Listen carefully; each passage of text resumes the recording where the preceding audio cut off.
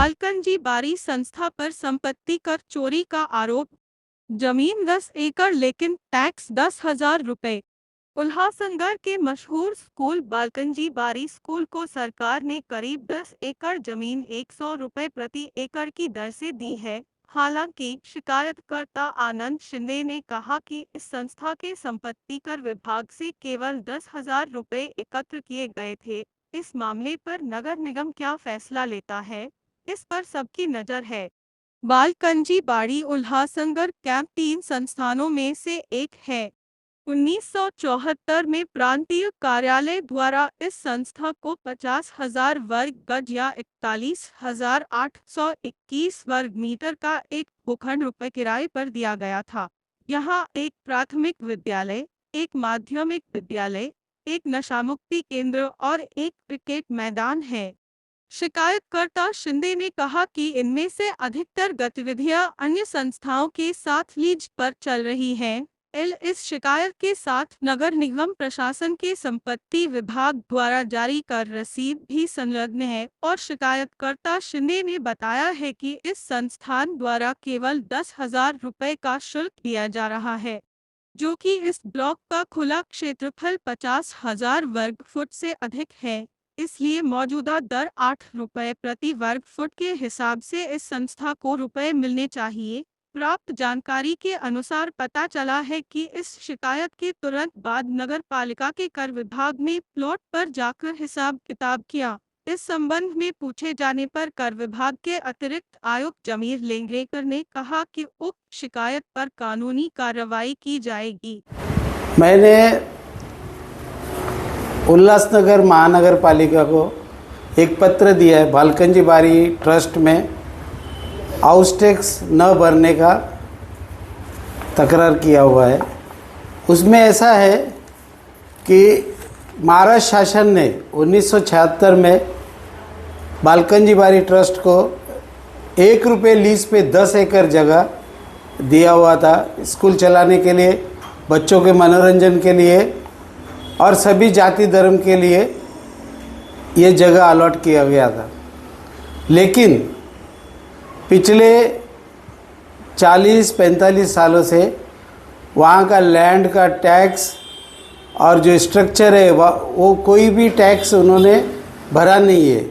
सिर्फ वहाँ पे हर साल हमने इंक्वायरी किए 10,000 11,000 के हिसाब से टैक्स भरते थे यहाँ पे।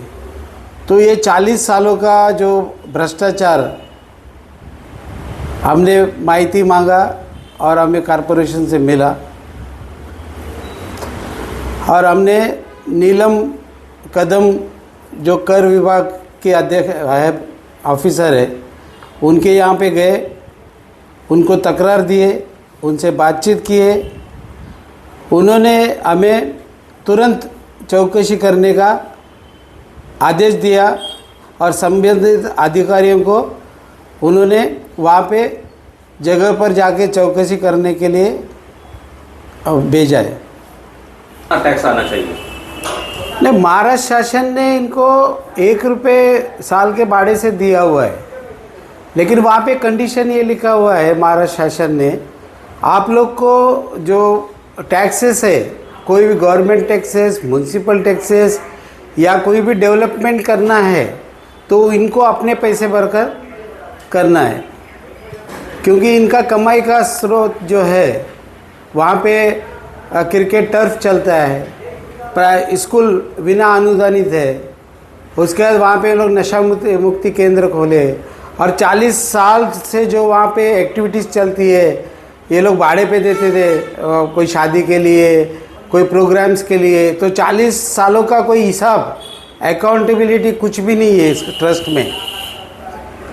तो इस तरीके से जो एरिया है वो कम से कम 50,000 स्क्वायर यार्ड यानी लगभग 5 लाख फुट है, जिसमें से कम से कम 40,000 स्क्वायर फीट आरसीसी बांधकाम और स्कूल्स वगैरह है स्ट्रक्चर।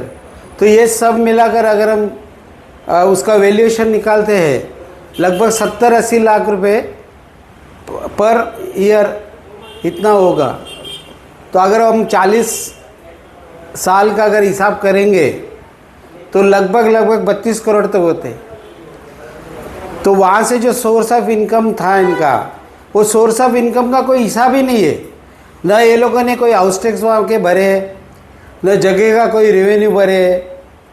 तो इस तरीके से वहाँ पे क्या भ्रष्टाचार चला है, और कौन जो ट्रस्टी है वहाँ पे 1985 के बाद में कोई भी चैरिटी कमिश्नर में वहाँ पे चेंज रिपोर्ट नहीं हुआ है, कोई भी मतलब नई कमेटी नहीं बनी है। आज उस बात को भी कम से कम 25 से 30 साल हो गए। उसके बाद अचानक, और ऐसा होने के बावजूद भी वहाँ पे मोहन साधवानी जनरल सेक्रेटरी करके लेटरहेड का मिसयूज़ करता है। जया साधवानी अपने आप को वहाँ की ट्रस्ट की उपाध्यक्ष करके बोलती है। चैरिटी कमिश्नर में जब हम लोग ने इंक्वायरी किए, वहाँ पे जया मोहन साधवानी का नाम ही नहीं है। ये एक तरह से फ्रॉड है। कारपोरेशन और एडमिनिस्ट्रेटर ने इनके ऊपर गुना दाखिल करना चाहिए। इस तरीके से फ्रॉड, 2 करोड़ों का घोटाला इतने सालों से चल रहा है। इसमें ऐसा था कि वहाँ पे बालकंजी बारी का जो कंपाउंड वॉल लगा हुआ है, और हमारे तरफ वहाँ पे एक पोर्शन में कंपाउंड पहले से ही नहीं लगा हुआ था, और सभी जगह वो टूटा हुआ था, या जो भी है उनका ऐसा कहना है ट्रस्ट का। लेकिन पिछले 40-45 सालों से वहाँ पे हम लोग रहवासी है। कम से कम वो लाइन में 50-60 ऐसे घर है जो हम लोग रहते हैं वहाँ पे, और हम लोग ने रेगुलराइज के लिए एप्लीकेशन भी की है। और महाराष्ट्र शासन ने ऐसा जीआर भी निकाला है 2006 के पहले का। जो भी कब्जेदार है वो लीगल है, उसको आप तोड़ नहीं सकते। लेकिन इन्होंने अचानक 29/10/2024 को एक कंप्लेंट आयुक्त को और पुलिस स्टेशन में दिए कि भाई हमारा कंपाउंड वॉल तोड़ के ये लोगों ने अपना घर बनाया है। लेकिन वहाँ पे बिगर इंक्वायरी किए वार्ड ऑफिसर मनीष शिवरे खुद वहाँ पे नहीं जाते हुए दूसरे दिन सवेरे आकर 12 घंटे के अंदर उन्होंने कम से कम 40 लेबर ये सब लगा के, जेसीबी ये लगा के हमारे 4-5 घर वहाँ पे तोड़ दिए। और पुलिस एफआईआर भी किए कि ये लोग इंक्रोचमेंट किया है। उसके बाद में ये सुनवाई गवस साहब के पास गई, वहाँ पे बैठक हुआ, तो गवस साहब ने और पूरी टीम, उसमें सभी अधिकारी, सभी डिपार्टमेंट के लोग थे, सभी अधिकारी थे, उन्होंने फिर हद कायम करने के लिए एक नोटिस निकाला सर्वे ऑफिस के लिए। जब तक हद कायम नहीं होता है तब तक वहाँ पे कुछ भी मतलब मनाही हुक्म दिया, कोई भी कंस्ट्रक्शन है ये सब नहीं होगा। उसके बावजूद जया साधवानी दादागिरी करके अपने पैसे का रोप देके कमेटी वालों ने मिलके वहाँ पे ज़बरदस्ती नया दीवार बना रहे, और बिना परमिशन वहाँ पे दीवार का काम चालू है, मिट्टी खोदने का काम चालू है, जिसका रॉयल्टी भी ये लोग ने भरे नहीं है, रॉयल्टी का परमिशन नहीं है। इनको कोई भी अल्ट्रेशन करना है या वहाँ पे जो ओरिजिनल स्ट्रक्चर है पहले के जो भी बने हुए, उसको विदाउट एडमिनिस्ट्रेटर कलेक्टर के परमिशन के बगैर उनको कोई भी चीज़ तोड़ना नहीं है।